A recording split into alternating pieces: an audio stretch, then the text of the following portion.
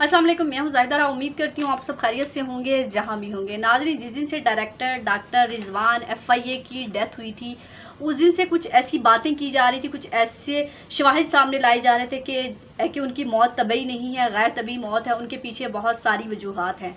तो इस पर मैंने कुछ इन्वेस्टिगेट करने की कोशिश की, कुछ करीबी ज़राए से जानने की कोशिश की कि वाकई ऐसा है भी या नहीं, ये सिर्फ हवा में बातें की जा रही हैं। तो नाज़रीन, सबसे पहले तो उन केसेस का जिक्र करना बहुत ज़रूरी है जो 7 साल के अंदर डॉक्टर रिजवान के पास आए थे। डॉक्टर रिजवान एक लाइमलाइट में आ गए थे। तो डॉक्टर रिजवान के पास सबसे पहले बात की जाए तो पनामा केस था, मनी लॉन्ड्रिंग केस था, शहबाज शरीफ का, आसिफ अली जरदारी का जाली अकाउंट केस था, उसके अलावा शुगर केस था, खुसरू बख्तियार जहांगीर तरीन केस, यानी कि वो तमाम केस थे जो हाई प्रोफाइल लोगों से रिलेटेड थे। और फिर वो हाई प्रोफाइल लोग इक़्तिदार में भी आ गए। जिस दिन से नई हुकूमत आई थी, शहबाज शरीफ की हुकूमत आई थी, तो उनको डीनोटिफाई भी कर दिया था। वो दफ्तर में नहीं आ रहे थे, वो घर में ही रेस्ट कर रहे थे लाहौर में। और ये भी बताते चले कि शहबाज शरीफ को बहुत दफ़ा बुलाया गया। शहबाज शरीफ जो है स्टेटमेंट रिकॉर्ड कराने के लिए पेश नहीं हुए, बल्कि अब शहबाज शरीफ ने चालान खरीद लिए थे, चालान जमा करा दिए थे। और डॉक्टर रिजवान को यही खौफ था, यही खुदशा था कि उन्होंने चालान खरीद लिया और मुझे जो है अदालत में पेश होना पड़ेगा शवाहिद देने के लिए, जीरा करने के लिए, लेकिन मुझे इस हालत में ये लोग कैसे पेश होने देंगे। लेकिन अगर हमजा शहबाज की बात कीजिए तो हमजा शहबाज जो है बहुत दफ़ा पेश हुए हैं, उन्होंने समन भेजा है स्टेटमेंट रिकॉर्ड कराने के लिए, तो हमजा शहबाज अपना स्टेटमेंट रिकॉर्ड कराते रहे हैं। तो जब ये अपनी जगह से चले गए, यानी कि दफ्तर में नहीं आ रहे थे, लाहौर में आराम कर रहे थे, तो लाहौर में भी इनको सुकून नहीं दिया गया। बल्कि जिस दिन से हुकूमत आई थी, गुजरांवाला के ख़ानदान से उनको धमकियां दिलवाई जाती रही। उनके घर में बाकायदा लोग जाते रहे, उनको थ्रेट किया जाता रहा, उनको ये कहा जाता रहा कि आप केस से पीछे हट जाएं, ये रिकॉर्ड दे दें, ये रिकॉर्ड गायब कर दें, यानी कि वो तमाम बातें कि ये रिकॉर्ड इनके पास ना रहे, कुछ ऐसे शवाहिद सामने ना आ जाएं जिसकी वजह से हमारा जो है कच्चा चट्टा खुल जाए, दूध का दूध और पानी का पानी हो जाए। और ये भी याद कराती चलूँ कि शहबाज शरीफ जिस टाइम हमारे वज़ीर आज़म है, 22 करोड़ अवाम के, इस्लामी जमहूरिया पाकिस्तान के, वो इस टाइम ज़मानत पर हैं इसी केस के अंदर। ये भी खौफ होगा कि डॉक्टर रिजवान ने कुछ ऐसे शवाहिद रख दिए, अदालतों को कुछ रहम आ गया इस पाकिस्तान की अवाम पर कि पाकिस्तानी अवाम का भी हक है कि उन्हें भी इंसाफ दिया जाना चाहिए, कि मुझे जो है वज़ीर आज़म की सीट से ना हटा दिया जाए, मेरी ज़मानत ना ख़त्म हो जाए, मुझ पर जो है इल्ज़ाम जो है वो सच साबित ना हो जाए, तो इसलिए इसको रास्ते से हटाना बहुत ज़रूरी है। और बहुत सारे लोग ये बात कर रहे हैं कि डॉक्टर रिजवान की मौत कौन सा उन्होंने कन पट्टी पर रखकर बंदूक रख के उनको मारा है।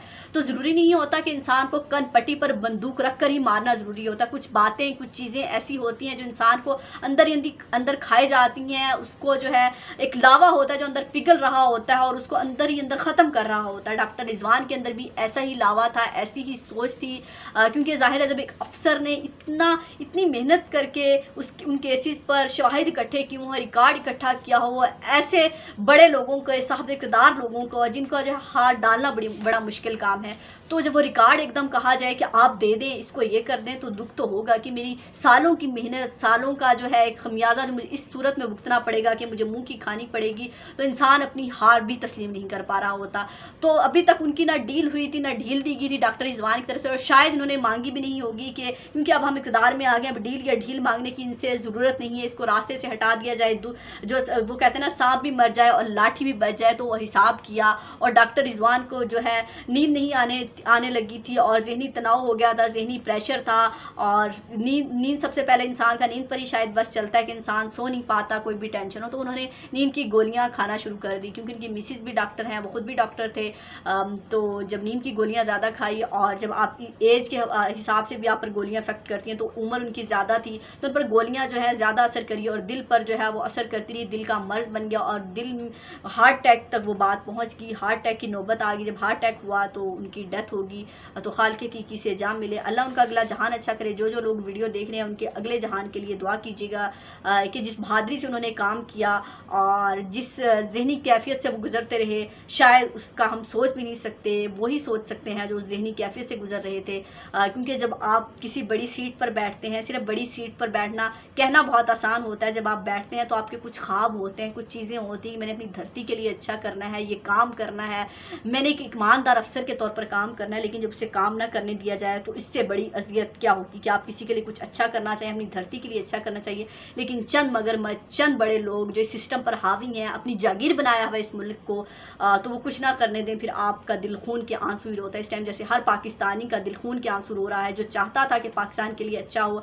تو ہمیں بھی کوئی شہباز شریف سے یا ان لوگوں سے جو اقتدار میں، ہمیں کوئی ذاتی دشمنی نہیں ہے ان سے ہمیں صرف یہی دشمنی ہے کہ پاکستان کے لیے اچھا کیجئے، پاکستان کو بہتر کیجئے۔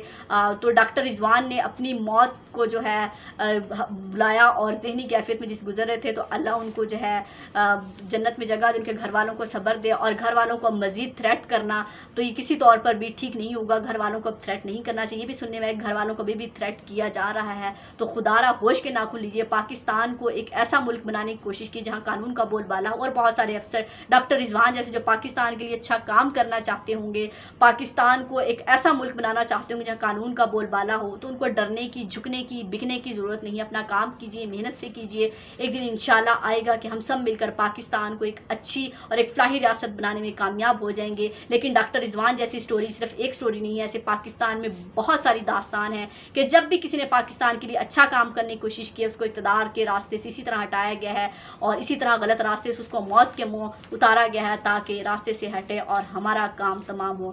تو اللہ ہی حافظ ہے پاکستان کا، اللہ ہی رحم کرے۔ پاکستان زندہ باد۔ اپنا اور اپنے پیاروں کا بہت خیال رکھیے گا، مجھے دعاؤں میں یاد رکھیے گا۔ اللہ حافظ۔